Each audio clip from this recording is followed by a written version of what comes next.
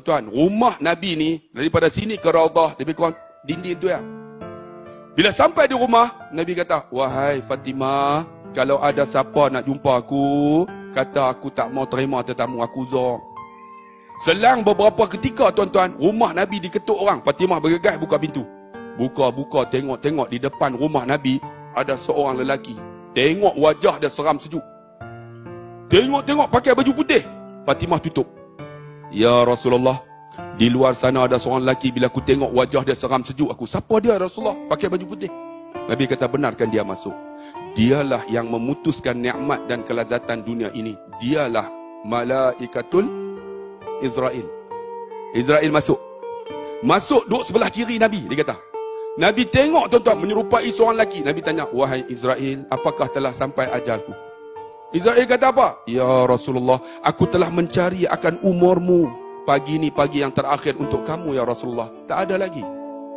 Nabi kata, wahai Israel, mana Jibril alaihissalam yang sentiasa bersamaanku ketika susah, ketika senang? Jibril duduk di langit ketujuh turun, duduk sebelah kanan Nabi menyerupai seorang lelaki. Aku di sini ya Rasulullah. Nabi tanya, wahai Jibril, kenapa tak bersama denganku di saat kematianku? Jibril kata apa?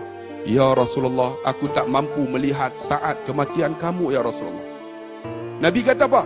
Wahai Jibril, tidakkah aku ni kekasih Allah? Apakah mati ni sakit bagi aku ke, wahai Jibril? Jibril kata apa? Wahai Rasulullah, walaupun engkau kekasih Allah, tapi ni mati ni sakit ya Rasulullah. Saya nak tanya tuan-tuan yang ada ni, tuan-tuan ni kekasih Allah kan? Tuan-tuan ni Habibullah kan? Makcik Khalilullah kan? Makcik Walilullah kan? Makcik ni orang jami syurga kan? Abang orang jami syurga kan? Kita orang yang buat dosa bang, bayang saat kematian kita. Cuba bayang. Lalu Nabi kata, wahai Israel, bila aku mati, apa aku dapat? Bila kau macam itulah. Maka Jibril kata apa? Bila engkau meninggal, kau yang pertama akan masuk syurga. Ni kami para malaikat akan menanti roh kamu sampai bertemu dengan Allah. Engkau yang pertama akan bagi syafaat. Nabi disebutlah. Bila sebut tu, Nabi kata, alhamdulillah. Wahai Jibril, bagaimana dengan umat aku? Nabi kata, ni nak mati ni. Nak mati ingat lagi. Bagaimana dengan umat aku? Kita tuan-tuan, Nabi pun tak ingat. Bagaimana dengan umat aku? Nabi Jibril kata, umat kamu yang pertama masuk syurga. Ada yang masuk syurga tanpa hisab.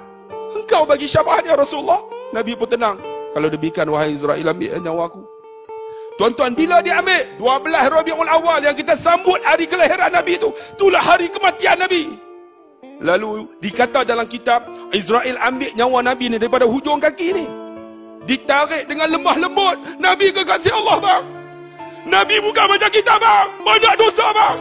Nabi kekasih Allah, ditarik lemah lembut sampai dekat lutut. Nabi kuatkan suara, Allah, ya Israel, mudahkan aku kekasih Allah. Saya nak tanya tuan-tuan, tuan-tuan kekasih Allah kah? Tuan-tuan Habibullah kah? Cuba renung bang, saat kematian kita dengan dosa dan maksiat kita bang. Lalu kata Israel, ya Rasulullah, aku tahu kau kekasih Allah, tapi ini paling mudah ya Rasulullah, tak ada lagi ya Rasulullah. Nabi kata, kalau demikian ambillah nyawaku. Ditarik lemah lembut bang, kekasih Allah bang, bukan kita bang. Sampai dekat pusat, Nabi kuatkan suara, Allah, wahai Israel, mudahkan aku ni kekasih Allah. Menangis dikatakan Jibril dengan Israel, ya Rasulullah, ini paling mudah ya Rasulullah, tak ada lagi ya Rasulullah. Nabi kata, kalau demikian ambil, ditarik nyawa Nabi. Itulah yang disebut dalam kitab ni, kala, dia kata dalam Quran kata, ketahuilah, iza balaghatit taraqi, ketika nyawa sampai halqum ni, wa qila man, dikatakan kepada orang yang nak mati ni, ra, siapa boleh tolong kamu?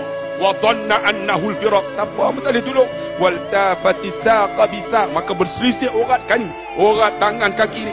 Masa itulah tuan-tuan, ni nama ghararah, dada berolak. Ketika dada berolak itulah Nabi kata apa?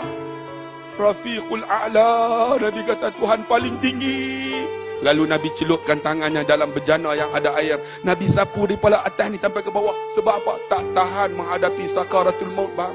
Inilah kiamat yang kita akan lalu. Lalu disebut dalam setengah kata Nabi sebut salah, setengah kata ummati yang tu khilaf, setengah sebut salah. Lalu Nabi sapu ni. Ketika Nabi kata Rafiqul a'la, Tuhan paling tinggi tuan-tuan. Aisyah kata apa? Ketika aku lihat Nabi pada ketika itu, aku menggerunkan ada. Ini Nabi kekasih Allah menghadapi saat mata. Macam mana aku? Aisyah kata. Lalu tuan-tuan, ditarik nyawa Nabi ni. Kemudian tuan-tuan, Nabi sebut Rafiqul A'la, salah nisa'ukum, perempuan-perempuan jaga. Kemudian nyawanya keluar melalui ubun-ubunnya. Tersebarlah haruman kasturi yang tak dapat dicium oleh manusia dan jin. Nabi kekasih Allah meninggal pada 12 Rabiul Awal. Itu Nabi rasa. Saya nak tanya tuan-tuan, kita macam mana? Sebab tu kalau boleh bang, sebelum tidur, astagfirullahaladzim banyak-banyak bang. Takut ni, kiamat ni. Kiamat yang kita akan hadapi ni tuan-tuan. Bagaimana dibayang satu persatu apa kita buat dunia. Takut tuan-tuan, apa yang kita buat nanti Tuhan akan tengok masa keburukan, masa nak mati.